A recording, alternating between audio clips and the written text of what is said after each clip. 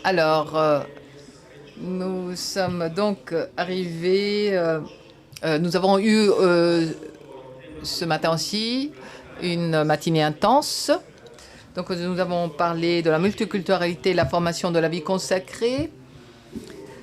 Et nous avons donc présenté un long chemin qui a été fait au cours de ces 4 années grâce à la volonté du professeur Luca Pandolfi, professeur d'anthropologie culturelle auprès de l'Institut supérieur de catéchèse et de spiritualité missionnaire. Alors, je ne vais pas répéter les titres, mais disons que voilà, je vais faire une synthèse pour ceux qui viennent de se connecter. Madame, pardon, la sœur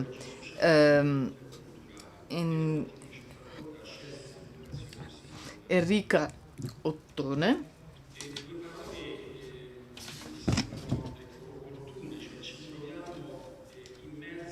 alors, ordinaire de pédagogie sociale et interculturelle auprès de la faculté pontificale de sciences de l'éducation Auxilium de Rome. Alors, les méthodologies des sciences sociales. Eh bien, le concept spéculatif de science est beaucoup plus commune, disons, et répandu que celle-ci. Alors, c'est une opportunité pour situer les sciences sociales, pour voir que c'est un des deux poumons dans la perspective de la formation en vue d'un horizon interculturel au sein de notre université. Alors, nous avons deux poumons, les sciences, ces sciences, et puis les sciences bibliques, théologiques. Dans les années 90, on parlait beaucoup de l'analyse qualitative et de l'analyse quantitative de la recherche. Aujourd'hui, en écoutant les présentations si riches que vous avez offertes,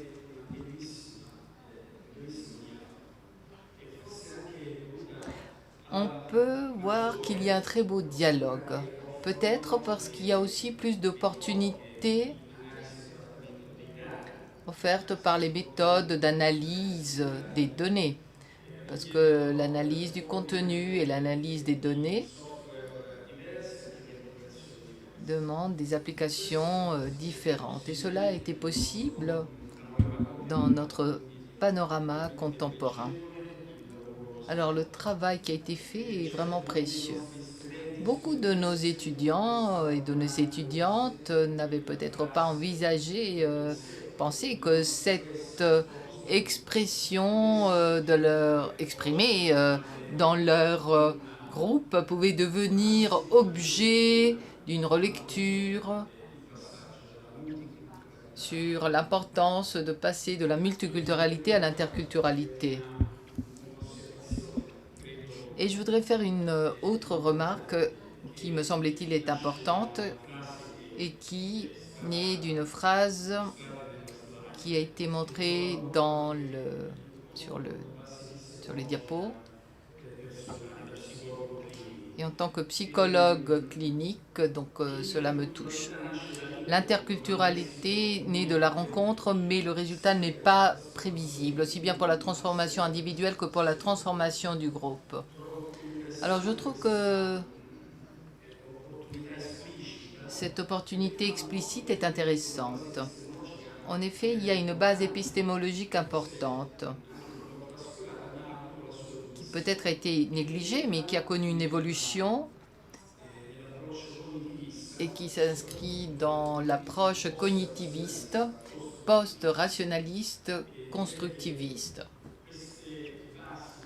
Eh bien, ces bases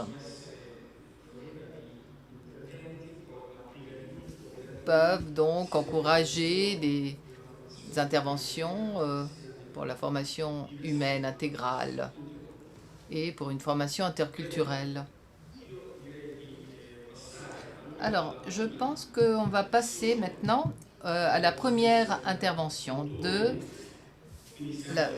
la professeure Enrica Ottone. Donc nous sommes dans la deuxième partie, multiculturalité, formation dans les universités pontificales et dans la formation à la vie consacrée. Et le titre de cette présentation est Compétences interculturelles en construction, analyse qualitative des récits d'incidents critiques d'un groupe d'étudiants universitaires. À vous la parole. Merci. Alors, si dans la présentation précédente, j'étais un peu plus courte, alors dans ce cas-là, je pense que vous allez devoir m'arrêter parce que je suis vraiment passionnée par ce travail. Alors, je vous demande... Alors, je vais essayer de parler lentement pour les interprètes et je m'excuse auprès de ceux qui nous suivent dans une autre langue. Parce qu'en effet, j'ai pensé à ceux qui suivent, qui sont connectés, qui suivent en ligne. Et donc la difficulté est à suivre ce que nous disons. Parce que parfois, on pense que des choses qui sont écrites seront lues. Mais évidemment, elles sont écrites en italien. Donc je m'excuse, je m'excuse. Alors, je vais présenter le contexte, les participants et la méthodologie. Je vais essayer de consacrer le plus de temps aux résultats et puis les conclusions. Alors, ce projet est né d'abord avant donc la recherche que nous avons présentée ce matin. C'est un projet que j'ai réalisé avec mes étudiants. J'ai commencé à travailler avec cette méthode que je vais vous présenter. Et puis, nous avons décidé avec le professeur Pandolfi de l'insérer dans le cadre de cette recherche. Alors, vous allez voir que beaucoup de nos étudiants font partie de l'institution à laquelle j'appartiens, c'est-à-dire la Faculté pontificale des sciences de l'éducation à Auxilium. C'est une petite faculté qui est gérée par des religieuses, des femmes, et il y a un bon pourcentage d'étudiantes religieuses ou laïques. Et puis d'autres étudiants qui ont participé à cette recherche et qui font partie, dans le cadre du troisième thème, ou plutôt du troisième groupe de discussion. Alors, nous avons expliqué la méthode. Alors, nous avons demandé d'adhérer, nous avons expliqué la méthode. Et puis, comme nous étions à la fin du confinement, alors... donc 23 personnes avaient adhéré, mais seulement 6 personnes ont continué. Alors vous voyez ici un peu les chiffres et la répartition par continent, par milieu, où cet incident critique ou situation difficile a eu lieu et qui est raconté par les étudiants. Alors il y a beaucoup d'Italiens, c'est une trentaine de étudiantes laïques, et puis nous avons des étudiants venant de 22 autres pays. Ici, vous voyez les contextes où ces situations que nous allons analyser ont eu lieu. La méthodologie, je vais dire juste un mot sur la méthode. Eh bien, elle se base sur l'analyse de documents écrits, de récits que ceux qui ont participé à la recherche ont décidé d'écrire. C'est donc un récit autobiographique sur un événement difficile qu'ils ont vécu. Et donc, c'est basé sur d'autres méthodologies. Alors, qu'est-ce que cet outil? Alors, imaginez que je vous demande maintenant... je vous demande de me raconter une situation que vous avez vécue dans un contexte multiculturel où vous vous êtes senti interpellé par un autre, par quelqu'un qui a une langue ou une culture différente que la vôtre, où vous avez senti un malaise ou la stupeur, donc de pouvoir avoir des échanges. Ce qui est intéressant et ce que j'ai essayé de faire depuis le début, c'est de prendre non seulement des situations conflictuelles ou problématiques, mais aussi des situations positives qui pouvaient être vécues.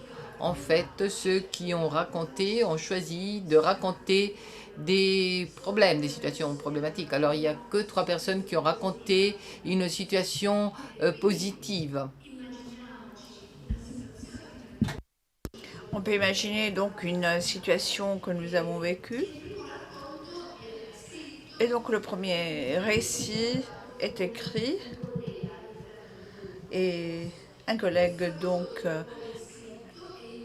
insère les dialogues. Le récit donc est ensuite envoyé.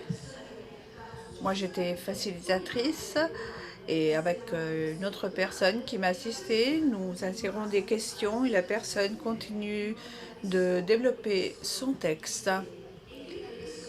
Tant que cela ne correspond pas donc aux critères, et les critères consistent à dire quel est le contexte, qui sont les personnes impliquées, ce qui s'est passé dans cet épisode,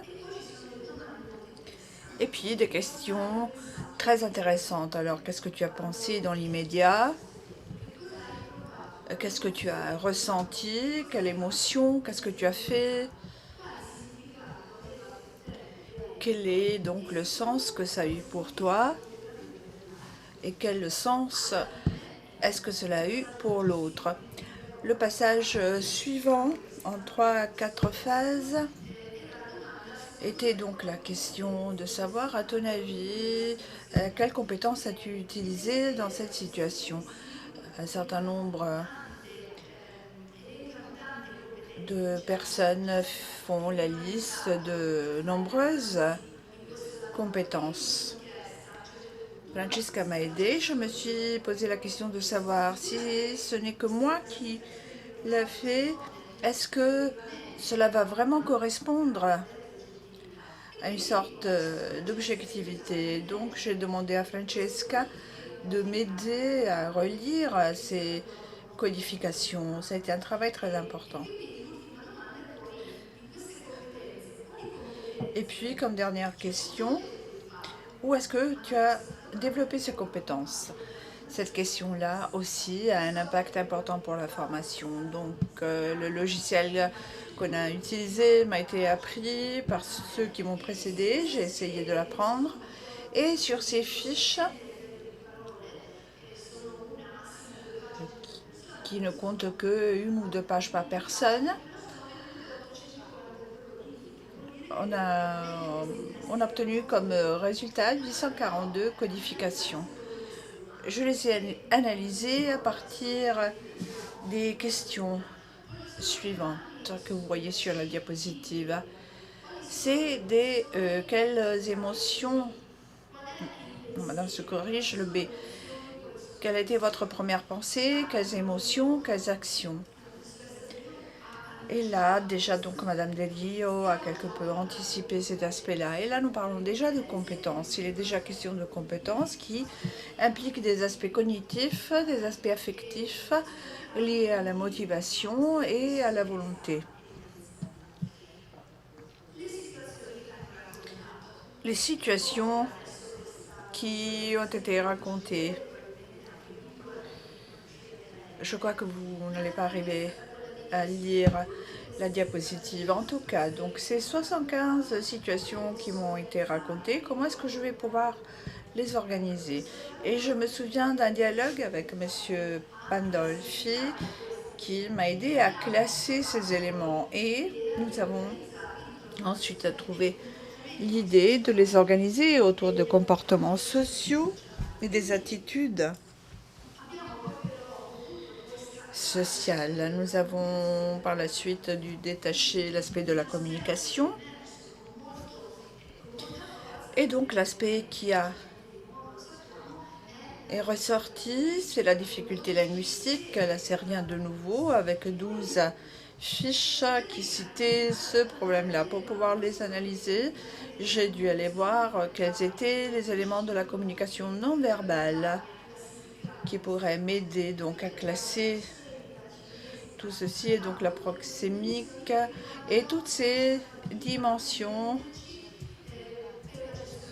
qui concernent donc le problème de la gestion du temps de la voix, de la gestion de l'espace, la manière d'interagir qui peut créer des malaises. Et donc, du point de vue du comportement social, il y a quelque chose sur laquelle je veux attirer votre attention, c'est-à-dire le respect des règles et des normes, et dans les communautés de vie consacrées et dans le cadre des relations en d'autres milieux. Des styles différents au niveau de l'éducation et la difficulté de relation avec nos collègues et nos supérieurs. Le fait de subir un reproche, par exemple, ça aussi c'est très intéressant. Et du point de vue de l'interaction sociale, nous avons des stéréotypes et des préjugés. Il y a 2 fiches qui racontent vraiment une souffrance importante.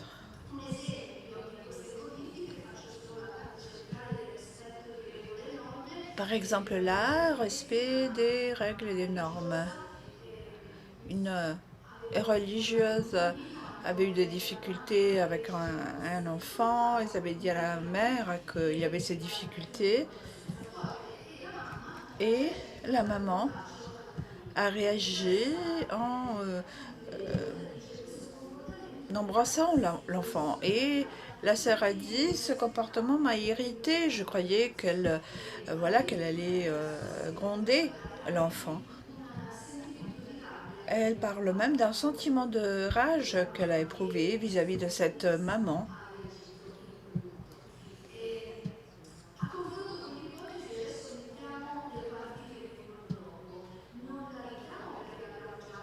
Alors, nous avons déjà rappelé la méthode, mais ce que nous retrouvons dans les fiches, est-ce que cela se trouve dans un grand A, grand B ou grand C? Alors, est-ce que c'est un problème, un manque de gestion, ou bien réussissons-nous à entrer dans l'interculture? Les pensées immédiates. Alors, dans cette situation, qu'as-tu pensé en premier lieu? Quand on est arrivé ici, avec l'aide de Francesca, à les organiser dans ces 3 catégories, penser sur moi, sur l'autre, sur les situations. Alors, comment se présentent ces situations? Les pensées de l'autre. L'autre voit la réalité, se comporte d'une manière différente. Il a un préjugé vis-à-vis de moi, il ne m'aime pas. Voilà, c'est une pensée immédiate. Il ne comprend pas que j'ai raison.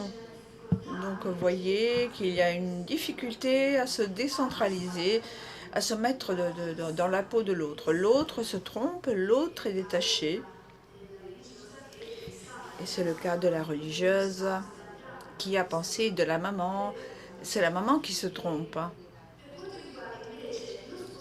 En ce qui concerne le déplacement vers l'interculture, alors des pensées sur moi-même. Je ne comprends pas. Je ne comprends pas pourquoi il me dit ça, elle m'a dit ça. Donc, la pensée ne juge pas, mais elle reste sur moi-même. Je m'interroge sur ma propre manière de percevoir la situation. L'incapacité, se sentir incapable de gérer la situation. On est conscient d'avoir élaboré un stéréotype, donc d'avoir commis une erreur. Je ne sais pas à quoi m'attendre. Et par la suite, les pensées sur la situation. Et donc la prise de conscience du fait que d'autres facteurs entrent en jeu. Et là, on est davantage sur la partie interculture avec une conscience même plus critique de l'identité culturelle et de la relation.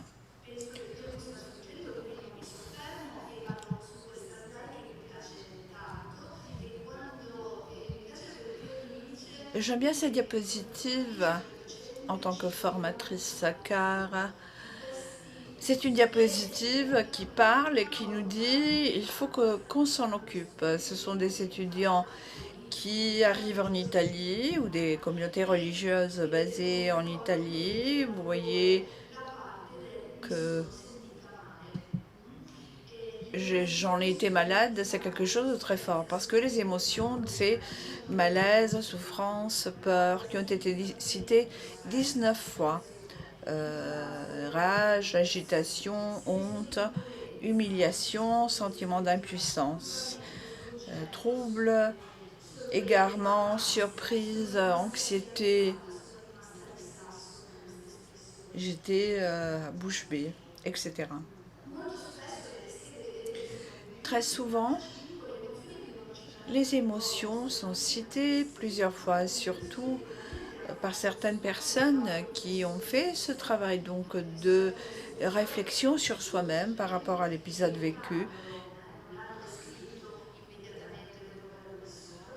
Donc elles ont repensé à l'épisode, il y a donc une réélaboration, une réinterprétation. Sur certaines fiches ou formulaires, il y avait le cas aussi d'une étudiante qui nous a montré être passée d'émotions négatives à des émotions de satisfaction par la suite parce qu'elle avait réussi donc à réélaborer positivement. J'aime beaucoup ce logiciel. C'est quelque chose qu'il faudrait donc approfondir. C'est donc une carte qui nous dit j'ai choisi d'insérer les émotions négatives et la pensée de l'autre. C'est très intéressant de voir que les pensées de l'autre sont reliées à des émotions. Alors, est-ce que c'est la pensée qui vient d'abord ou est-ce que c'est d'abord l'émotion? Ce n'est pas à moi de répondre, mais il peut être intéressant de lire la question dans les fiches, car parfois, dans les récits, c'est d'abord les émotions qui sont décrites ou d'abord les pensées. Certainement, les formateurs doivent se charger de ces émotions. Une directrice m'a dit, avant de partir, après 4 ou 5 ans, elle a eu le courage de parler de cette situation. Ce qui veut dire que ces émotions négatives n'ont pas été affrontées au prix d'une grande énergie qui se perd. Ceci est notamment lié donc aux fiches plus complexes qui concernent des situations de vie commune. En ce qui concerne les actions, le niveau de l'échange a été donc influencé par l'hypothèse qui a été posée, c'est-à-dire l'absence d'échange liée à des actions qui se réfèrent à la staticité du comportement. Je suis restée centrée sur moi, je ne me suis pas rendu compte tout de suite, j'ai arrêté de participer, j'ai formulé un jugement, je me suis défendue, je me suis éloignée. Échange faible ou superficiel. Là, il y a des informations qui se réfèrent à des compétences qui peuvent, à mon avis, s'identifier comme des compétences de base, des compétences liées à la communication et des compétences humaines qui constituent la base pour entrer ensuite, passer au 3e niveau. Là, j'ai un doute par rapport à une partie que vous voyez donc soulignée en rouge et qui concerne le fait d'expliquer. En l'analysant, je me suis rendu compte du fait que le verbe expliquer paraît plusieurs fois. Alors j'ai expliqué, j'ai demandé une explication, j'ai reçu une explication, etc. Et donc là, j'ai voulu quantifier le nombre de fois où ce verbe ressortait et j'ai choisi de l'insérer dans la section vers l'interculture, car c'est un travail important qu'il faut apprendre à faire d'interprétation critique. Pour se rendre compte peut-être du fait que expliquer, c'est interpréter. On a toujours affaire à l'interprétation de l'autre. Donc certainement cet aspect-là peut faire partie d'une vision faible de l'interculture. Ou bien expliquer, ça peut vouloir dire avoir vraiment envie de comprendre en profondeur. Alors là, on passe du côté de l'interculture. Si on compte, si on calcule la quantité, j'ai créé un échange, j'ai décidé d'essayer, voilà, les nombres sont très petits. Et donc on parle peu d'interculture dans les expériences vécues. Vous ne les trouverez pas effectivement dans ces fiches ou très peu. Voilà une fiche qui m'a montré le passage entre deux actions.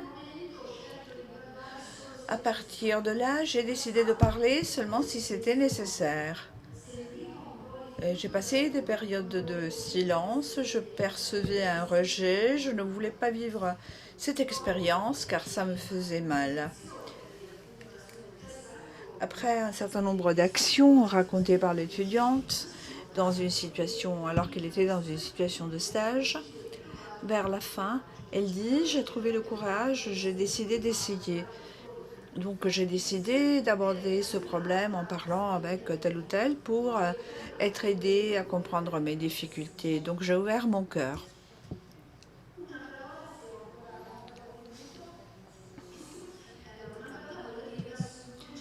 Et je veux dire un mot sur le concept de compétences interculturelles, au singulier et au pluriel. Je préfère parler de compétences pour vivre l'interculture et non pas de une compétence. Car en réfléchissant sur ce concept,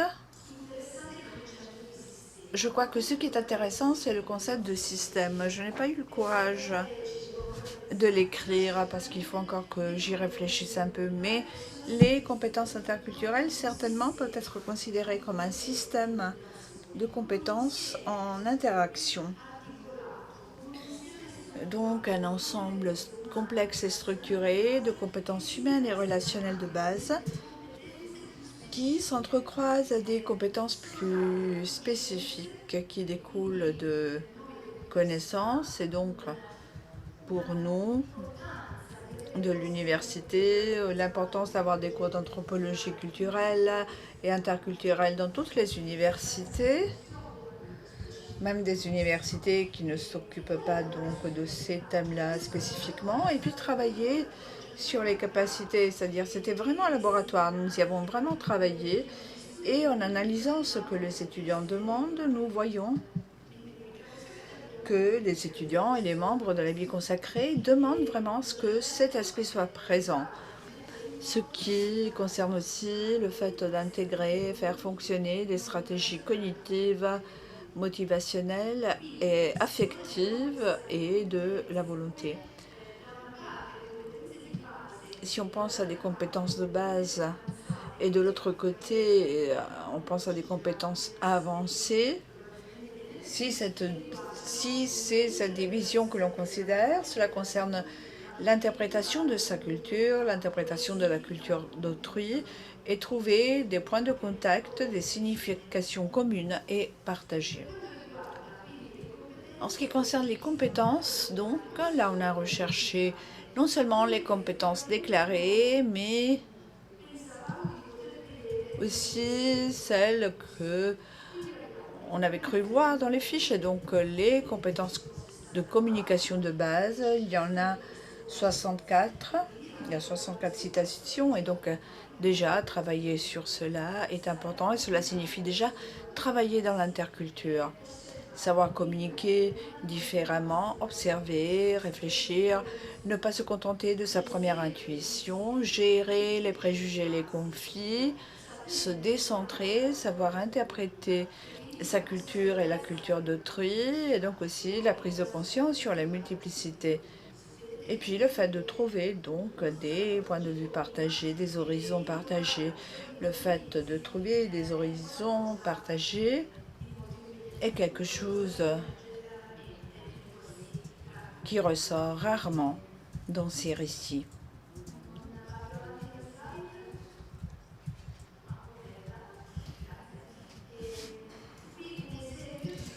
Là, donc, un exemple d'échange d'interprétation par rapport à la couleur de la peau.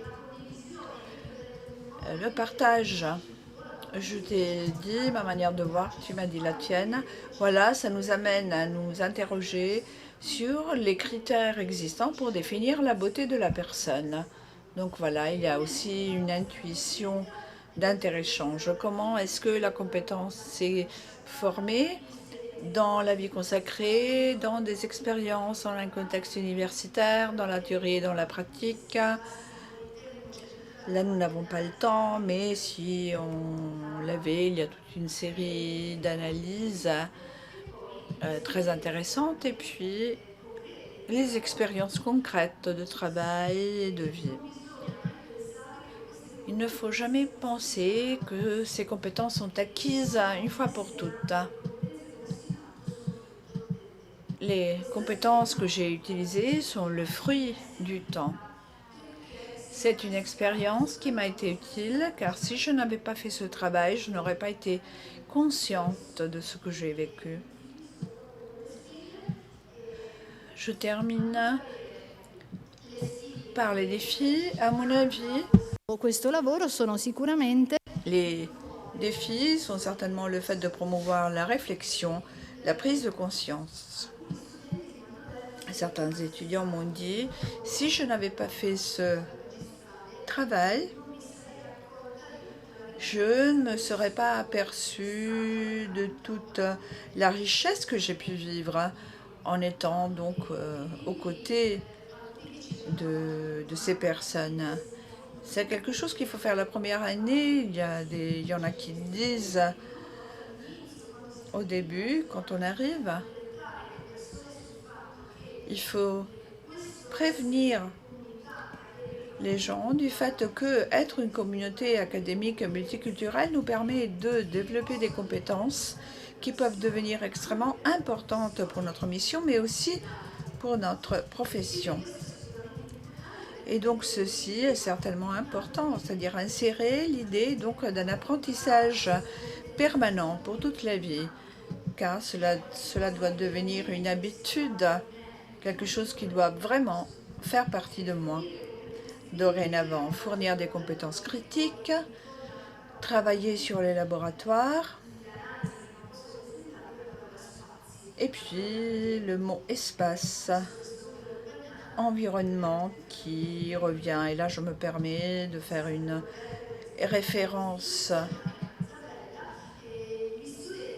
sur le fait que les étudiants soulignent de manière très positive un espace que vous avez à l'université urbanienne où on mange ensemble. Et ils disent que cela devient un endroit donc d'échange informel et de développement d'échanges interculturels.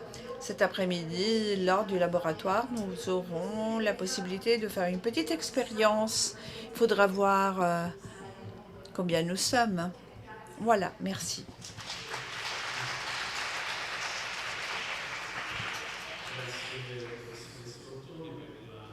Merci, professeur, pour cette clarification sur les moments critiques.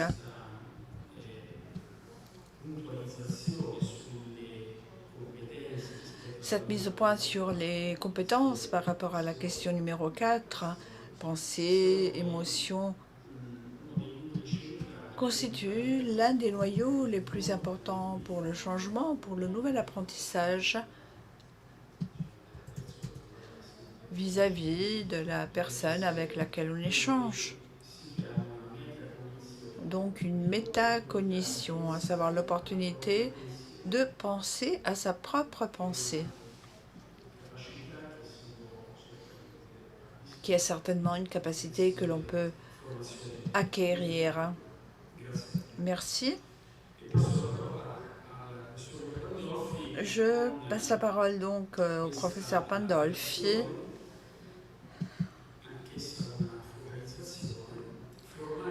Formé dans la multiculture, formé à l'interculture. Défi à saisir, transformation nécessaire. Merci.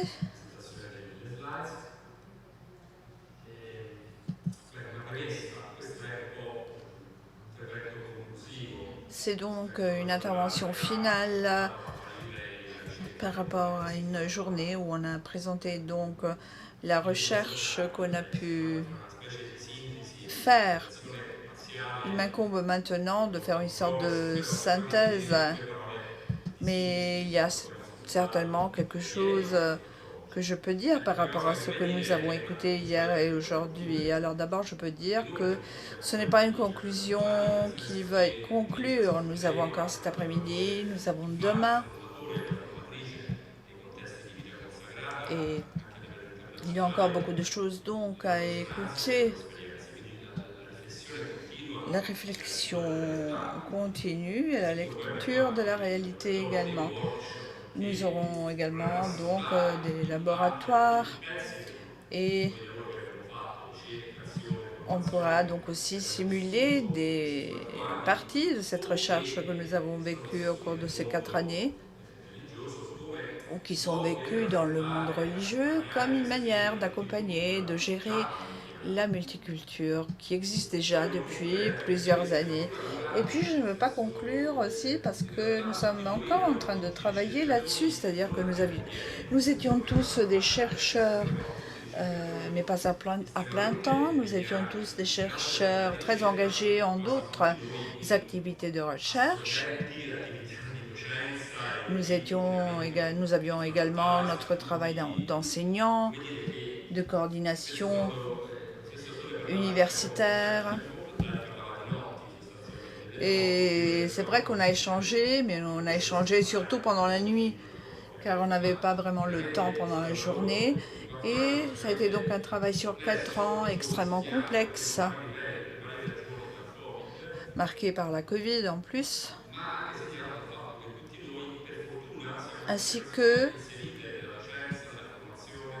par le fait que, heureusement, nous sommes tous engagés dans la gestion académique, l'étude, l'enseignement. Et donc cette recherche était en plus, et ce n'est pas banal. En d'autres contextes, les personnes s'immergent pendant 2 ans, 3 ans dans un seul travail, dans une seule recherche, alors que ça n'a pas été notre cas. Et donc nous allions en Sicile, en Lombardie, en Toscane, on se déplaçait pendant notre temps libre, sans jamais renoncer à notre activité normale, entre guillemets. Donc, ça a été un travail extrêmement complexe. Nous en avons obtenu une telle quantité de données qu'à chaque fois qu'on les revoit, on redécouvre des éléments, on redécouvre des interprétations. Donc c'est un travail qui est encore en cours. On publiera notre recherche avec les actes du congrès et nous sommes encore en train donc d'affiner une partie de ce travail, surtout au niveau de l'analyse comparative.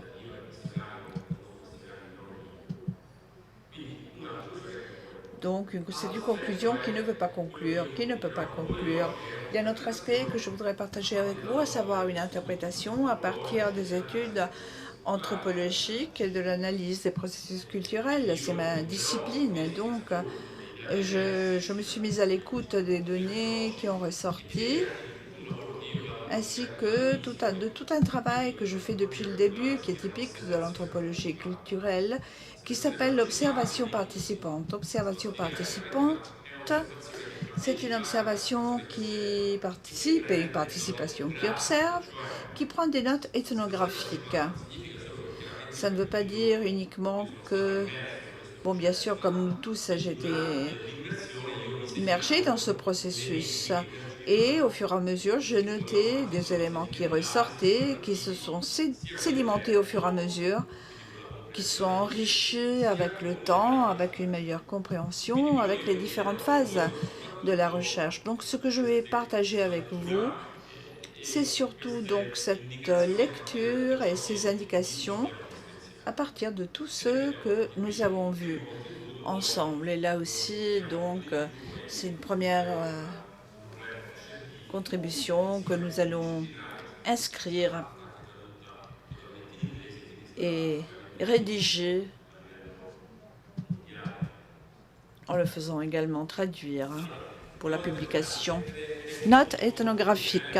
Quindi consideratele Alors, considérez cela des provocations. Je vous invite à vous déplacer. Voilà. Alors, tout d'abord, dès le début, dans les universités comme dans les communautés de vie consacrées, ce qui est normal dans toute recherche sur le territoire, nous avons eu une forte résistance. Une résistance qui voilà, se produit à chaque fois. Il y a même des analyses statistiques qui dit que si on distribue à 1000 personnes un questionnaire, il y en a 100 qui répondent. Mais alors, ceux qui nous ont précédés aux États-Unis l'ont vu. Le contact a eu lieu en essayant d'appeler directement les responsables des communautés, des universités ou des communautés. Donc, c'est un contact qui interpellait les enseignants, les formateurs, les directeurs, les présidents, les formateurs, les supérieurs généraux, les supérieurs générales, provinciaux, locaux, les maîtres de formation dans les maisons de formation à la vie consacrée. Donc c'est une recherche d'action-formation qui prévoit une participation, une dynamique participative. Pour ceux qui viennent des sciences sociales, vous savez que ce n'est pas un groupe de chercheurs qui fait quelque chose dans une réalité. C'est quelque chose que ce groupe de chercheurs fait avec. Donc il y a une partie de négociation, il y a une partie de saisine commune, donc d'accueil de la recherche en étant des acteurs, donc pas simplement en ouvrant une porte et en disant oui, vous pouvez venir. Alors, j'ai toujours été le coordinateur au niveau scientifique de la recherche, mais Madame Longhitano aussi s'en est occupée, Tiziana Longhitano. Donc, souvent, on s'est trouvé face à un mur. Et dans le texte, je l'ai précisé en termes quantitatifs. Parfois, on a des personnes devant vous, on pose des questions et personne ne répond. Et voilà, on se trouve face au silence. Alors, c'est aussi une forme de non-éducation, disons. C'est aussi être mal élevé. On pose une question, personne ne répond. Les universités et les congrégations, souvent, avaient justement du mal et se demandaient pourquoi vous venez nous contrôler. Alors, au niveau de notre monde clérical, religieux, eh bien, si c'est un supérieur, c'est bon. Alors, si ça ne vient pas d'un supérieur, ça ne m'intéresse pas. Donc, il y a cette attitude hiérarchique qui n'a pas toujours une évaluation positive. Alors, si c'est un supérieur qui me pose la question, qui m'impose quelque chose, c'est pour m'évaluer. Bon, si tu es un supérieur, voilà. Si vous êtes un supérieur, d'accord. Alors, le fait aussi d'aller à la base, c'est la recherche action et politique, c'est-à-dire que on demande que certains mots résonnent, que certains récits s'ouvrent. Alors nous voulons ouvrir l'espace pour que chacun puisse se dire ce qu'il est en train de vivre. Alors donc c'est difficile de collaborer quand il n'y a pas de participation. Mais je dois dire que nous avons eu aussi des situations, par exemple, où des congrégations nous ont dit « Ah, ben nous travaillons sur cela depuis longtemps ». Surtout les congrégations missionnaires qui ont l'impact avec la multiculturalité dans leur ADN et qui nous disent « Oui, nous travaillons sur cela, c'est très beau ». Alors au début, nous avons vu ces chiffres, vous voyez ces chiffres, c'est pas 13 contextes que nous avons contactés, mais 300, et sur ces 300, il y en a 13, 14 qui ont dit « Ah, ben c'est très bien, c'est une très bonne occasion pour nous, parce qu'on peut avoir 3 rencontres, et ensuite nous pourrons y donner suite. Alors, ceux qui ont participé nous ont raconté justement, nous ont dit justement que pour eux, c'était un grand plaisir de pouvoir participer de manière scientifique, sérieusement. Donc, la réflexion sur la multiculturalité, qui est quelque chose qui, voilà, peut inquiéter, le fait d'être ensemble, de se former ensemble. Alors, je stigmatise la partie complexe, négative. Bon, parce que c'est bien l'expression d'un processus culturel sur lequel il faudrait beaucoup réfléchir. Dernièrement, on parle beaucoup de synodalité, mais bon, voilà, justement. Alors, les enseignants et la résistance à se confronter. Alors, je vous fais un peu un résumé aussi de ce que nous avons écouté. Alors, il y a du côté une expérience sédimentée de multiculturalité et des tentatives, voilà, plus ou moins de multiculturalité chez les enseignants. Et moi, je comprends, hein, parce que je suis enseignant. Alors, si on me dit, est-ce qu'on peut avoir 3 réunions la semaine prochaine? Alors, je réponds, bah, j'ai déjà des milliers de réunions. Et en effet, voilà, aucune université n'a accepté. Il y en a 2 avec présence alternée.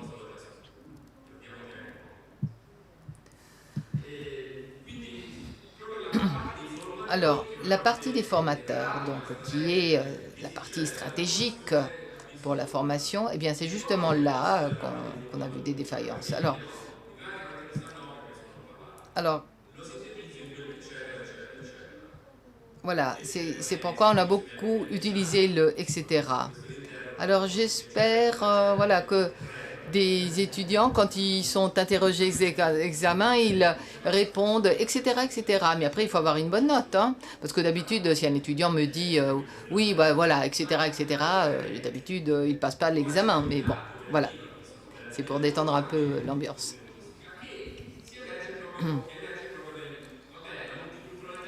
Alors, la multiculturalité, d'accord, c'est un problème, ils disent, mais pas l'interculturalité. Alors là, il faudrait réfléchir sur cet aspect-là.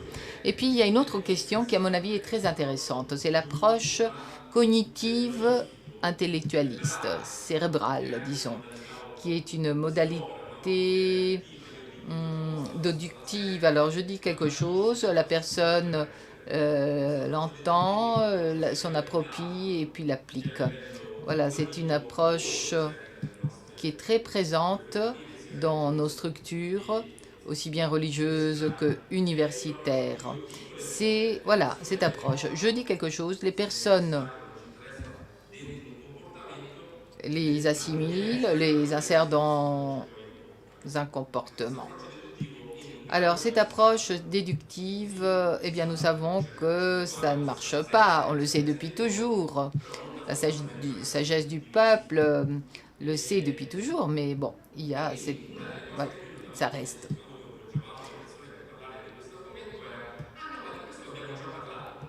Alors, parfois, quand on voulait parler d'une chose, voilà, il y avait quelqu'un qui disait « Ah oui, non, non, on a déjà parlé de l'interculturalité il y a 2 ans. » Donc, l'interculture, non pas comme une expérience qui doit être vérifiée tous les ans, mais comme quelque chose qu'on a déjà fait. Ah oui, oui, on l'a déjà fait. Mais c'est comme si aujourd'hui on disait « Ah oui, mais on a déjà tenu un congrès sur ces sujets-là. » Alors, voilà, pendant les 10 prochaines années, on va en parler.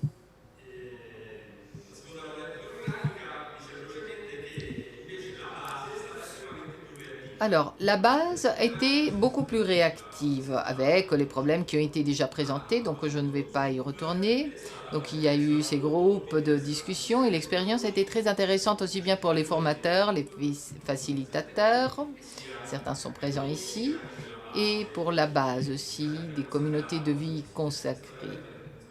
C'était donc une expérience vraiment intéressante avec un jeu bizarre. Dans la phase qualitative, les communautés féminines étaient beaucoup plus réticentes, alors que les hommes étaient beaucoup plus ouverts à accueillir le groupe de facilitateurs. Dans l'enquête qualitative, c'est l'inverse. Alors, tu vas dire c'est normal. Oui, le professeur Vicenzi, oui. Alors, il faut comprendre au niveau culturel pourquoi les hommes agissent moins en ligne et les femmes plus. Alors, notre université a 80% d'hommes et 20% de femmes. Donc, si cette donnée sur l'urbanienne était vraie, eh bien, ça voudrait dire que la plupart de nos étudiants n'ont pas interagi. L'Auxilium pourrait dire le contraire, parce que ce sont essentiellement, en majorité, des filles, des femmes. En fait, dans la phase quantitative, nous avons eu, même en termes de contact entre... Luces a contacté 180 maisons et il y en a une trentaine de personnes qui ont répondu. Donc en disant oui, on veut bien participer ou oui, on aimerait participer, mais notre communauté est monoculturelle. Donc voilà. Les hommes ont eu 480 sollicitations et 0 réponse. Donc le monde masculin, le monde des hommes n'a pas répondu. Et dans les dynamiques de participation, on a l'impression que le monde de la consécration féminine a plus l'habitude à travailler ensemble. Et le monde des hommes, on a l'impression que voilà, ils travaillent plus chacun de son côté.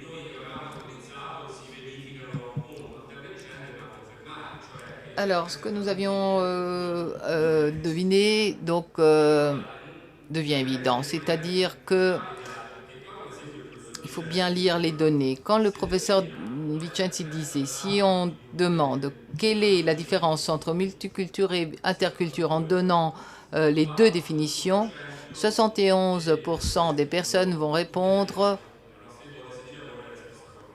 donc donner la réponse correcte, ce que nous considérons comme étant la réponse correcte. Quand on donne des exemples, donc de tous ces éléments qui font partie de la formation, où il y a une coprésence de propositions culturelles, on dit à 75% non. En fait, tout est européen, les livres sont monolangues. Et quand on dit comment évaluez-vous votre culturel, c'est très interculturel, c'est extrêmement interculturel.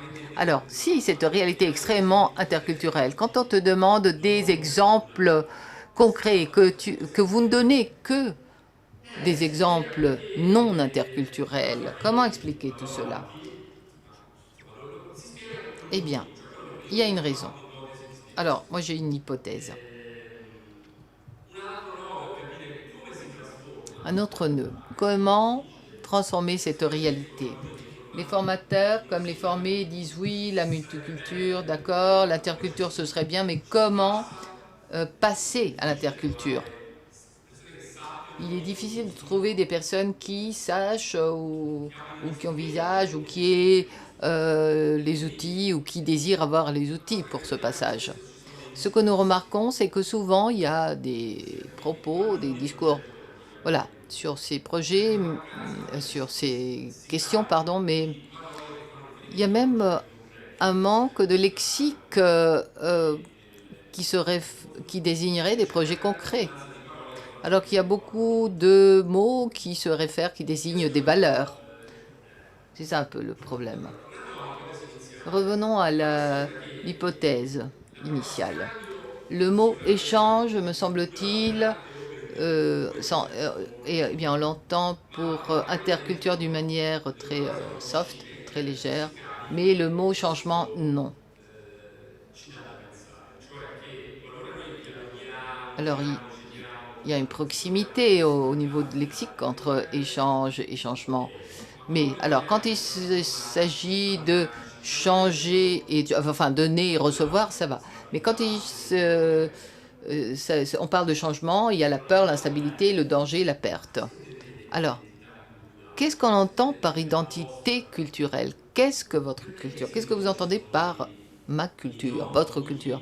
Parce que c'est là un des nœuds cognitifs qui, dans les disciplines, sont depuis 60 ans très clairs, mais chez les personnes, et même chez les formateurs, ne sont pas si clairs. Quand vous dites « j'ai peur de perdre mon identité culturelle », comment vois-tu ton identité culturelle? Quand vous dites eh bien, je crois que si, oui, je peux avoir des échanges, mais après j'ai peur d'être contaminé.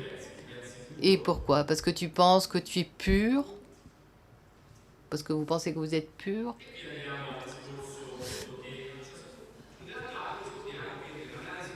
En fait, dans l'analyse des discours et des données, en fait, il y a une idée qui ressort, c'est que sa propre culture et la culture des autres est comprise au sens essentialiste, c'est-à-dire quelque chose qui est. Il y a souvent l'idée de donner, de recevoir, donc il y a cette idée de possession, de matérialité. L'idée de la contamination est une idée de fluidité, alors que donner, avoir, perdre, acheter, acquérir, enrichissement, c'est un concept un peu capitaliste, voilà, de ces éléments qu'on échange. Alors, ou bien il y a une idée innée, c'est-à-dire que les personnes sont leur culture, elles sont une culture, ou bien que la culture est quelque chose qui est et dont on parle. On, on a des échanges, on accueille des notions et on accumule des savoirs. D'où la phrase de l'UNESCO qui est éclairante. L'interculture, ce n'est pas toi connaître ma culture et moi ta culture, mais il faut encore comprendre ce qu'est cette culture, mais c'est d'établir une relation profonde de compréhension de moi-même et de l'autre et de la relation, et aussi de l'espace et du temps dans lequel nous vivons. C'est pourquoi, d'où notre ouverture aux compétences interculturelles dont a parlé le professeur Ottone. Donc la culture, c'est pas simplement la journée de la fête des peuples ou raconter ma culture italienne. Alors c'est quoi? Alors quand je parle de racisme avec les immigrés, quand j'entends dire ouais, il faut qu'ils deviennent comme nous, qu'est-ce que ça veut dire? Ne pas payer les impôts? Nous ne sommes ça veut dire manger des spaghettis. Enfin, j'ai un ami du Congo qui dit à chaque fois qu'il y a un repas interculturel, je ne contribue pas parce qu'on me demande. Alors, l'Indonésien doit apporter la nourriture indonésienne, l'Albanais, la nourriture albanaise, voilà. Et à l'Africain, on demande d'apporter de la nourriture africaine. Pourquoi on ne me demande pas la nourriture nigériane ou... Voilà. Alors, on pense qu'on peut avoir une notion de la culture de l'autre.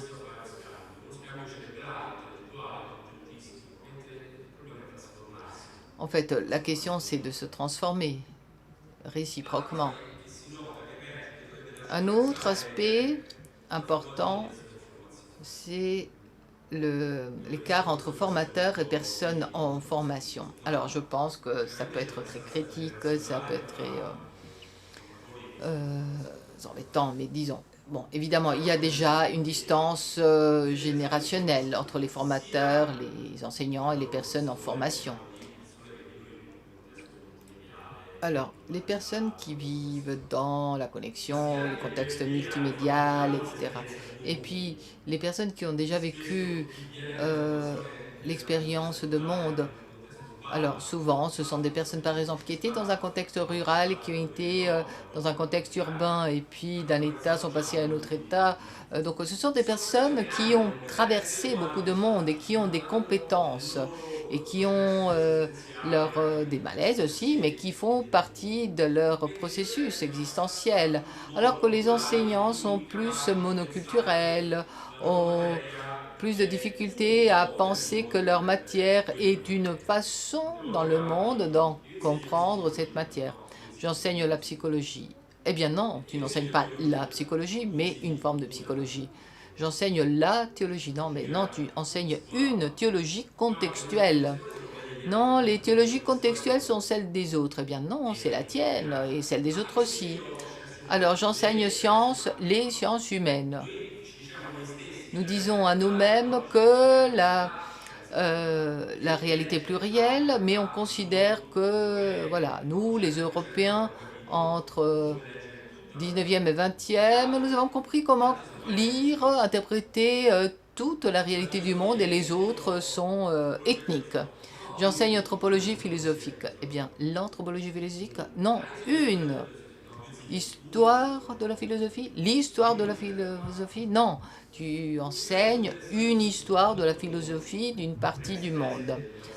Un ancien président d'Auxilium, c'était une Coréenne en fait, dans le groupe que j'animais, a dit. Alors, quand j'étais en Corée, j'ai étudié les pédagogues du monde entier, de Chine, de Japon, de Corée, de Vietnam, d'Inde, des écoles millénaires de pédagogie. Et pour nous, c'était très important d'apprendre la pédagogie européenne, Montessori, Freinet, enfin, les différentes études de psychologie, la formation. Et en Europe, entre le 18e et le 20e siècle, ont formé la pensée européenne. Et puis je suis arrivée ici et j'ai eu un peu de mal à m'intégrer, mais je me suis parfaitement intégrée et parlais un italien parfait. Mais quand je venais dans cette faculté, ils ne parlaient que des choses européennes. Les gens ne savaient rien du monde entier et pensaient que la psychopédagogie est née en Europe et que l'Europe a apporté dans le monde entier la psychologie et la pédagogie. Et disait, moi j'ai étudié une psychologie, une pédagogie qui a été développée pendant des millénaires. Et je lui disais, ce n'est pas un hasard si tu es présidente de cet institut. Elle était très critique. Bon, mais les autres disaient, bon, c'est bon comme ça. Alors, en plus de cet écart générationnel, donc les enseignants sont très renfermés dans leur discipline et pensent que ce n'est pas une discipline contextuelle, mais que c'est la discipline. Et dans leur monoculturalité, contrairement aux étudiants qui connaissent leur culture, qui ont parfois peur de la perdre, mais qui sont habitués à la multiculturalité. Alors, l'autre question que je me posais, les enseignants étrangers, que font-ils de la multiculturalité? En effet, dans le cas des universités pontificales et dans le cas des communautés de vie consacrées, les enseignants eux-mêmes ont une provenance multiculturelle. Alors, je me demande, ces professeurs qui viennent d'Asie, d'Afrique, d'Amérique, qu'ont-ils fait de leurs origines quand ils font de la formation dans leur contexte? Quelle est leur perception? Pourquoi on voit la multiculturalité des formés, des étudiants, alors que chez les professeurs, ça n'apparaît pas? Où est leur diversité? Voilà, justement, la sœur que je viens de citer, la présidente de l'Auxilium, avait fait cette intervention, avait dit cela. Alors, peut-être qu'il le dit, ou peut-être qu'il pense que là, c'était quelque chose qui existait avant et que maintenant ils sont passés à autre chose. Mais ce serait intéressant de le savoir. En effet, les personnes qui font de la formation font mémoire de leur expérience de multiculturalité beaucoup plus que les formateurs. Parfois, ils ont des outils modestes pour analyser leur multiculturalité. Et en effet, la compréhension entre multiculturel et interculturel n'est pas toujours nette.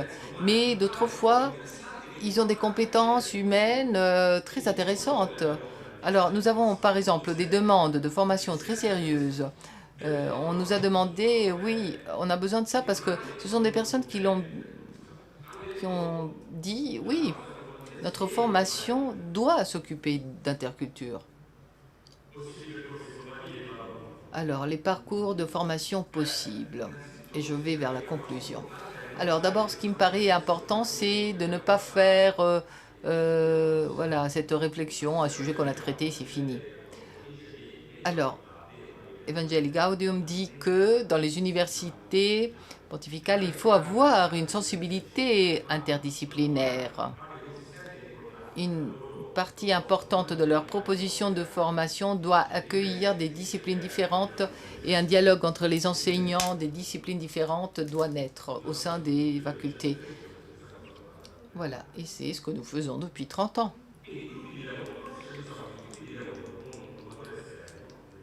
Peut-être que ce qui est nécessaire, ce sont des groupes de travail avec un formateur externe dans les universités ou dans les communautés de vie consacrées, entre enseignants ou formateurs, et entre enseignants et étudiants, ou formateurs et personnes en formation, sur ces thèmes. Et nous voyons quelles sont les lumières et les ombres, les difficultés et les richesses de ces questions. Ce qui est important, c'est que ce ne soit pas, qu'on n'entre pas dans une logique épisodique. Donc il faut vraiment une compétence qui fait partie du monde contemporain. Evangelii Gaudium présente cela comme une nécessité pour la formation académique. Proposition. Peut-être une fiche de auto-évaluation que l'enseignant, le formateur, peut essayer de rédiger avec plusieurs éléments, élaborés donc avec plusieurs éléments, et pour qu'on se demande au moins une fois par an, quand je présente le syllabus, par exemple pour les enseignants, si je suis un formateur dans la vie consacrée, que je fais un plan, j'élabore un plan de formation. La question est-ce que, genre examen de conscience, est-ce que je suis attentif à la dimension plurilinguistique? Est-ce que je veille à ce que les textes soient variés, différents? Attention, beaucoup d'étudiants sont bien contents de recevoir une formation de type européen. Mais ce n'est pas ça le problème. Ils disent, nous sommes venus ici justement pour apprendre, voilà. Nous, comme dirait la fille de Hansel, on ne veut pas se transformer en Africain alors que nous sommes Européens. Ils sont très contents de venir ici et d'acquérir le patrimoine culturel européen. Le problème, c'est qu'aussi, il n'y a pas c'est quand on considère que le patrimoine européen est un patrimoine universel. C'est ça un peu le délire, disons, la dérive. Puis, il faudrait des laboratoires congrégationnels ou intercongrégationnels sur la dimension internationale, plurilinguiste et multiculturelle, pour la relecture, la réélaboration et l'actualisation du, attention, charisme. Le charisme, c'est un mot fort, hein, parce qu'il y a une histoire. Donc l'idée de relire le charisme, ça veut dire non pas secouer les branches, mais secouer les racines, et donc ça fait très peur. Itinéraire de formation et projet concret. Et je termine. J'avais menacé le professeur Paluzzi, c'est pourquoi il ne m'a pas interrompu. Parce que comme je suis son président pendant encore quelque temps, jusqu'en janvier, alors je pense qu'il y a un nœud derrière tout ça.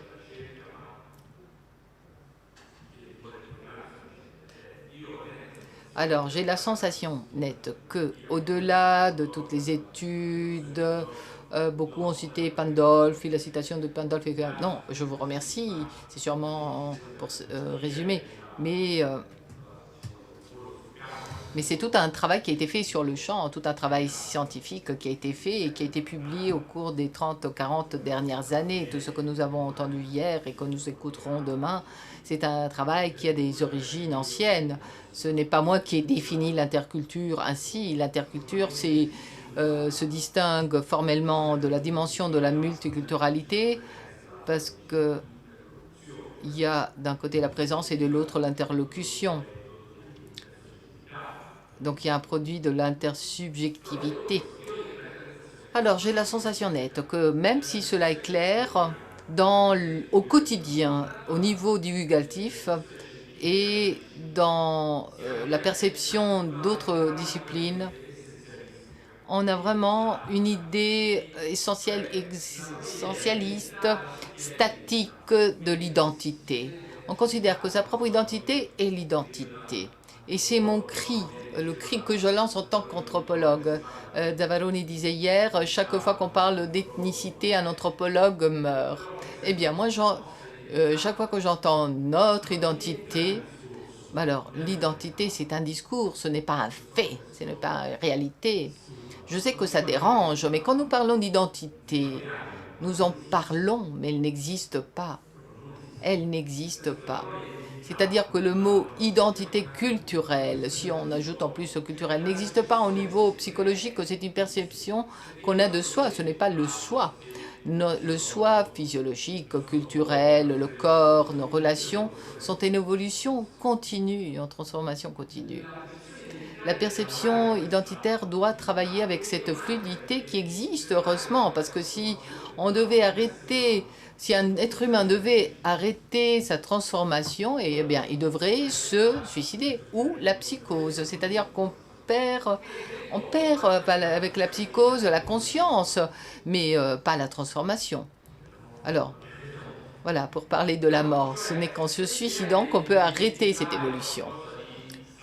Alors, donc l'idée que l'identité est quelque chose d'objectivant, même... Alors quand on dit non, ce n'est pas une identité, ce n'est pas quelque chose qui est identique à soi-même, c'est une tradition.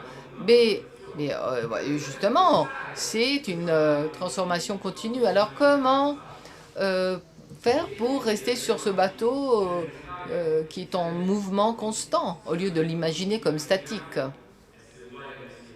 Si nous pensons être identiques à nous-mêmes, eh bien non, nous vivons justement parce que nous nous transformons. Dans ma formation sur le terrain ou dans mes cours, enfin, je pense que ce qu'il faut faire, c'est essayer d'approfondir d'une manière sérieuse, interactive, l'interculture que nous sommes. È già Chacun d'entre nous est déjà interculturel. Nous sommes déjà en train de nous réconcilier avec les traditions culturelles qui se trouvent en nous. Donc cela peut effrayer d'aller vers l'interculturel. Tu penses être sur une chaise et je vais enlever ta chaise. Tu as peur, mais si je te dis tu n'es assis sur aucune chaise et c'est le fait de marcher ensemble qui nous rend vivants, voilà, alors ça prend tout un autre aspect. Donc si nous avons une idée dynamique de l'identité, et c'est une idée interculturelle de notre culture. On peut dire je suis romain, je suis chrétien, je suis un homme, je suis de Rome. Et donc, qu'est-ce que ça veut dire? Je suis italien. Qu'est-ce que ça veut dire? Quel type d'italien? De quelle tradition? La partie rurale, la partie urbaine. J'ai voyagé dans le monde et donc je ne suis plus celui d'avant. Je suis quelqu'un qui étudie certaines disciplines qui ont changé mon cerveau. J'ai eu des amis, des conflits. Voilà, l'homme et la femme se transforment. Donc, entrer en contact avec ces processus, avec l'interculturel qui est en nous, voilà ce qui peut nous réconcilier et nous entraider. Donc à la fin, l'interculture a deux voies possibles. C'est ou bien c'est un processus géré de manière consciente, avec de la compétence, et participant, c'est-à-dire que personne ne doit la recevoir de l'autre. Ou bien, encore une fois, et c'est très facile, on peut le gérer de manière non consciente. Je suis plein de cultures différentes, ou bien de manière incompétente, c'est-à-dire que je peux dire, d'accord, tu viens habillé en professeur de Washington, toi tu viens habillé en sœur sicilienne, et voilà, on a fait de l'interculture. En réalité, c'est quelque chose qui est souvent donc lié à des processus d'hégémonie culturelle. Et le multiculturel est contaminé, est contaminant, mais contaminé par les plus forts.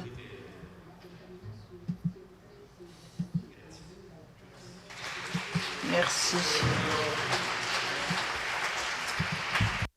Grazie per la passione con la quale hai... Merci de ta passion, de la passion que tu as mis dans ton intervention, je n'en doutais pas.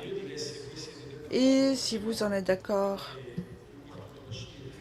nous avons environ un quart d'heure. Et je vous propose donc d'avoir la possibilité de poser des questions, non seulement par rapport aux différentes interventions, mais aussi donc ce qui a été dit au cours de la matinée. Donc les interprétations des données statistiques qui nous ont été offertes. Vous pouvez rester où vous êtes. Dove è collocato?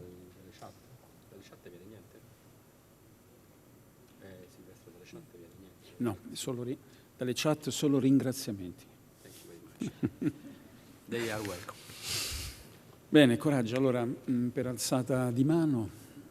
Est-ce que quelqu'un lève la main pour poser une question? Un po' cotti, dice. È vero che tra un po' il cibo sarà Volete fare cibo interculturale? di collegamento della intercultura. C'est vrai que l'heure du déjeuner approche, que la nourriture est aussi un élément d'interculturalité.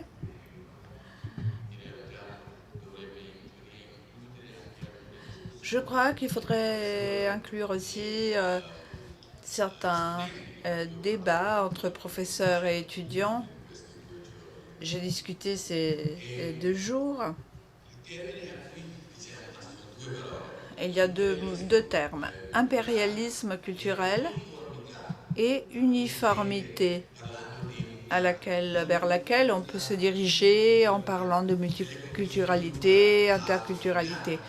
Luca, dans ses conclusions, a souligné également cette possibilité. On en a parlé hier après-midi et on a dit que le grand poisson peut intégrer en avalant le poisson le plus petit. Alors, on peut peut-être aussi donc évoquer l'uniformité, le terme uniformité.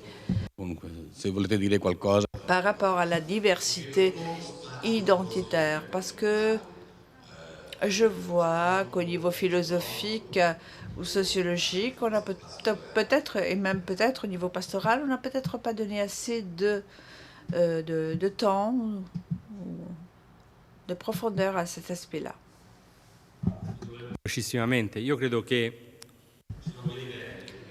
Je crois qu'il y a 2 niveaux. Alors d'une part, la prise de conscience sur une proposition et puis la proposition elle-même. Dans une spécialisation, il y a peut-être une proposition. Et c'est cette proposition-là, moi, ça ne me gêne pas. Par exemple, l'approfondissement de philosophie islamique, dans ton cas, ou du Moyen-Orient, ou d'Amérique du Sud. Il peut y avoir une proposition et clarifier quel contenu on offre. Ceci dans la phase de l'approfondissement.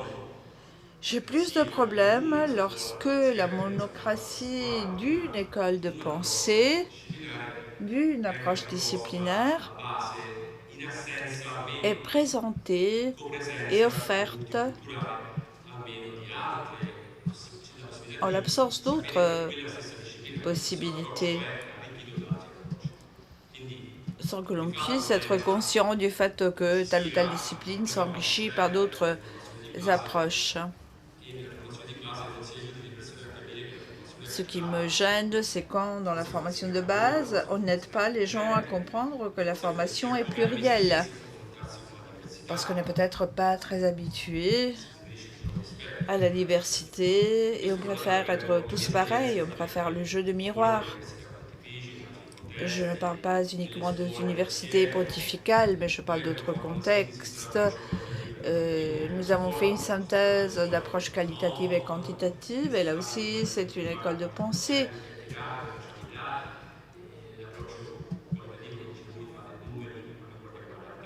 Il y a là des approches différentes basées sur les chiffres, sur la quantité plutôt que la qualité. Cette approche est répandue. Les études sur les compétences interculturelles étudient donc la manière de laquelle les gens réagissent face à la diversité. Monsieur Otonedze, ou Madame Otonne, pardon, c'est apporter l'exemple des personnes qui se défendent en disant mais c'est la faute à l'autre. C'est sa faute à lui, sa faute à elle, qu'elle n'a pas compris. Voilà, donc aujourd'hui, en 2021, je serais effrayée par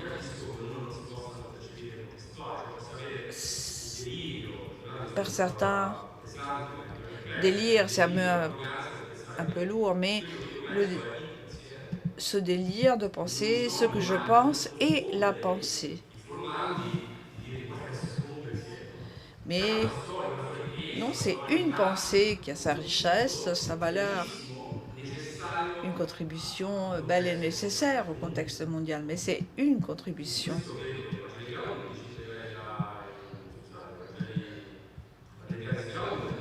La Veritatis Gaudium, je crois, indique cette approche multidisciplinaire.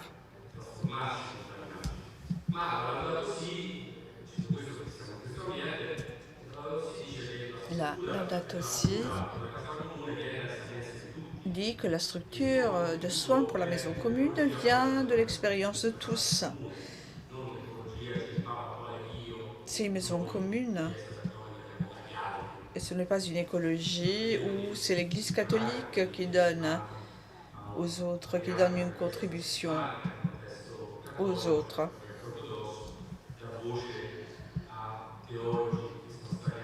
Et il y a eu même le terme théologie intégrale et de Boff, et il y a des mouvements sociaux, de grands experts de sciences sociales et de philosophie qui ne doivent pas nous attirer dans leur vérité, mais qui donnent leur contribution, parce que ou bien on s'en sort ensemble, ou bien personne ne s'en sort. Donc cette prise de conscience me crée au niveau épistémologique une série de problèmes. Du point de vue pratique, nous avons besoin peut-être d'en parler. On peut voir comment trouver le système. Nous pouvons avoir des parties d'autres disciplines qui interagissent à l'université. Chaque enseignant peut voir comment enrichir sa proposition et voir quand il convient d'en faire plus ou d'en faire un peu moins. Le problème, ce serait de ne pas pouvoir en parler. Voilà.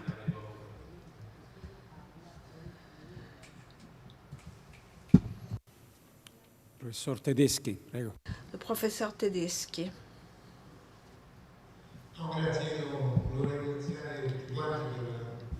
Je voulais tous vous remercier pour votre recherche et vos résultats. Et j'ai une question quant au mot contamination.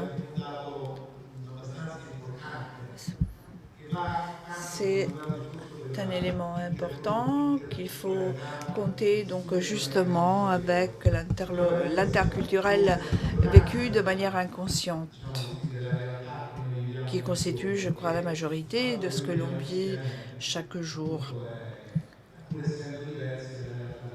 Le fait que nous vivons ensemble, même si différents, est une réalité de notre vie. Donc à partir de votre recherche, il sera possible peut-être d'avoir un tableau des résultats de cette contamination. En tant que communauté académique et de vie consacrée, nous sommes différents à la sortie par rapport à la manière dont par rapport à comment on était à l'entrée.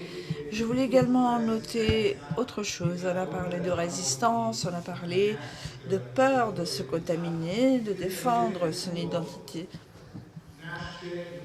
Cette recherche naît dans un contexte de globalisation, mondialisation, donc c'est aussi, là aussi, nous avons de quoi réfléchir.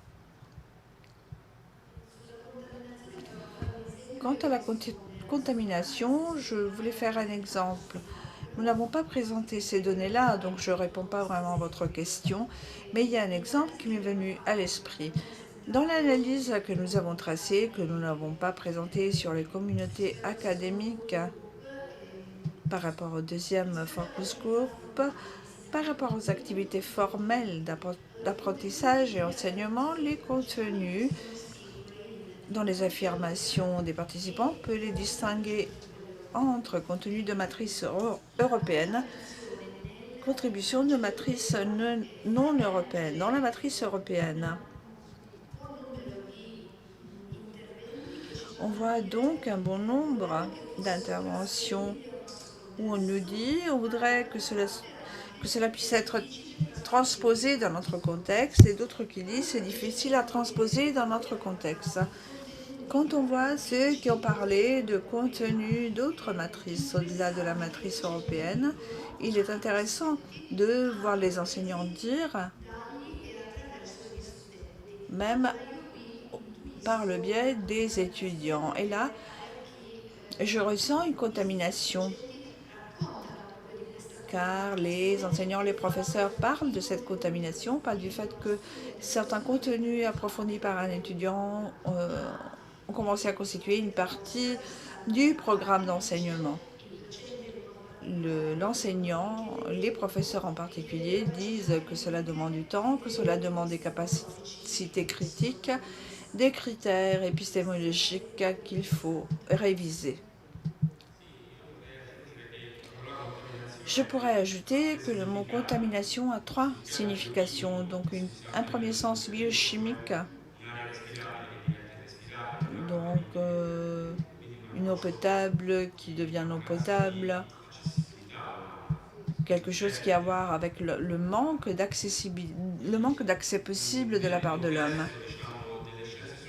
Dans les sciences sociales, contamination indique quelque chose qui est l'essence des processus culturels, c'est-à-dire le fait que personne n'est pur.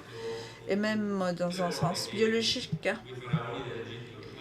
à chaque fois que les pharaons égyptiens se mariaient entre eux, nous savons qu'au niveau génétique, la pureté amène à la maladie et à la mort. Le roi David épouse une femme cananéenne. En effet, et donc l'humanité existe et progresse dans la mesure où elle se contamine, non pas dans la mesure où elle se purifie. En anthropologie culturelle, nous avons les fruits purs deviennent fous. C'est le titre d'un livre. À chaque fois que les cultures se pensent pures, premièrement, elles ne sont pas en train de se comprendre.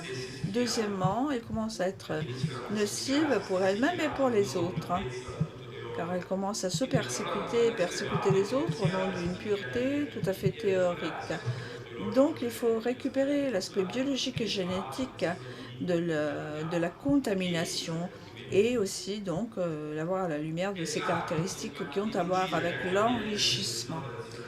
Dans la liturgie, il y a aussi des conservateurs et des traditionnalistes, mais ce que l'on propose comme étant juste est le fruit de contamination que nous avons préféré, que nous avons choisi, alors qu'il y a d'autres contaminations que nous regardons avec moins de faveur. Donc, ce n'est pas une lutte contre le syncrétisme, c'est une attitude de névrosé.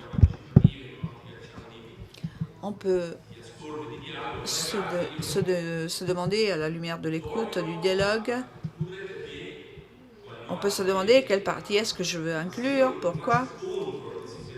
Mais si j'agis contre la contamination, Si les philosophes, les anthropologues, les liturgismes présentent n'importe quel rite, n'importe quelle prière, qui ne soit pas le fruit d'au moins 4 contaminations, alors j'écris tout de suite un article scientifique, car ça va vouloir dire que j'ai trouvé quelque chose d'unique.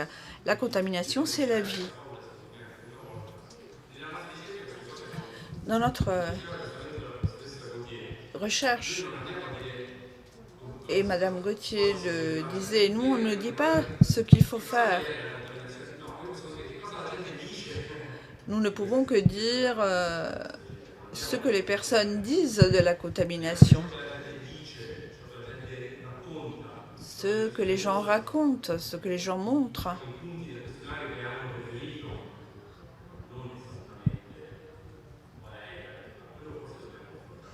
Nous ne disons pas quelle est la réalité, mais ce que disent les personnes sur la réalité.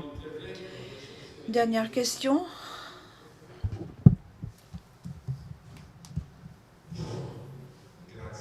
Merci.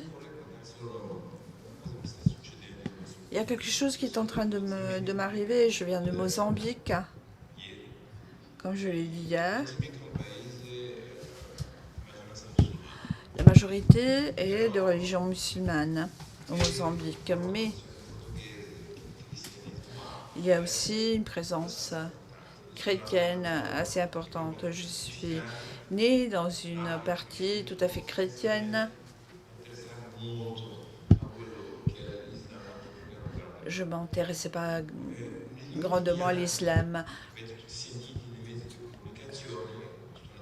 Pendant les dernières années, on a commencé à parler donc de terrorisme islamique radical, d'intégrisme radical. Donc le Mozambique est en guerre, il y a les terroristes, comme on les a vus en Syrie, et on m'a demandé quelque chose sur la médiation interreligieuse que j'ai plutôt qualifiée d'interculturelle, c'est-à-dire que derrière des conflits qui paraissaient religieux, en réalité, il y avait d'autres revendications territoriales, des applications juridiques. En Europe, on paye les impôts et qu'il faudrait construire des infrastructures communes à toutes les populations avec ces impôts. Le droit islamique est différent.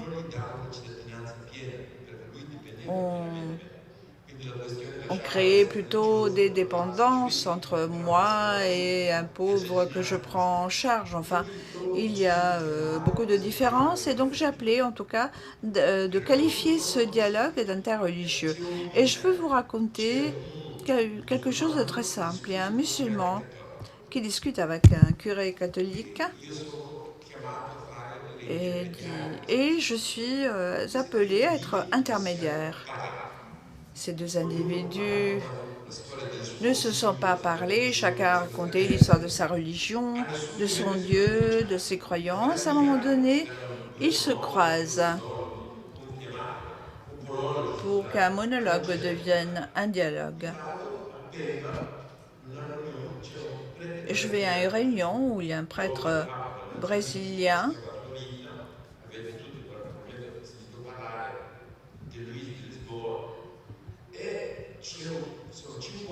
et il y a une centaine de personnes qui participent à un dialogue interreligieux.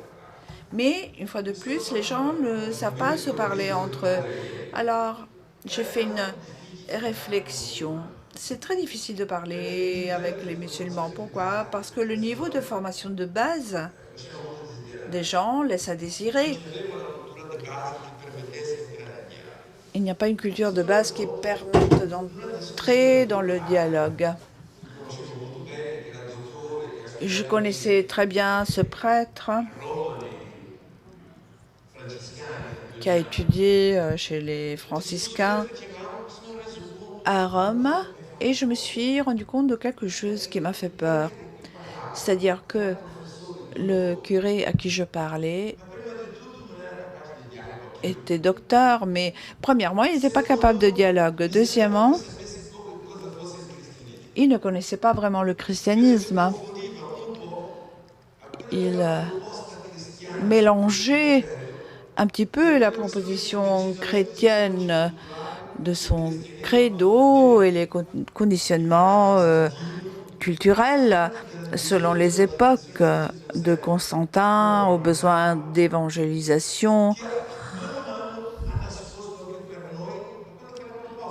Ce qui a caché, même pour nous, la proposition chrétienne, Pierre et Paul, qui ne se séparent pas. L'unité de la doctrine et son universalité. Et donc je me faisais du souci et j'ai commencé à discuter avec les étudiants pour essayer de comprendre ce qu'ils apprennent au séminaire. Qu'est-ce que le christianisme pour vous? Quel est le message chrétien pour vous?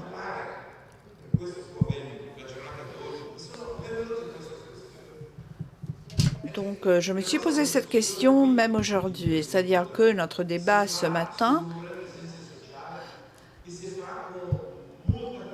se fait en connaissance de cause. Mais c'est nous qui la faisons. Ce débat et aussi par rapport à notre compréhension du christianisme est une proposition qui devrait sortir des sciences sociales, mais pour entrer dans la compréhension de ce qu'est le christianisme, et ceci dans la formation de base, dans la théologie de base, ou dans les différentes études de spécialisation, droit canon, etc. Il faudrait transposer ce que nous faisons ici dans le curriculum de base de ces jeunes qui seront prêtres demain et qui sont bien plus superstitieux parfois par rapport aux chrétiens. Je plaisante un peu, mais je dis aussi la vérité. Quelle est la proposition du christianisme?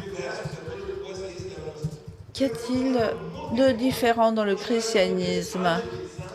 Ils te raconteront plein de choses, ils connaissent peut-être l'histoire de tous les saints, mais ils ne savent pas expliquer la proposition du christianisme.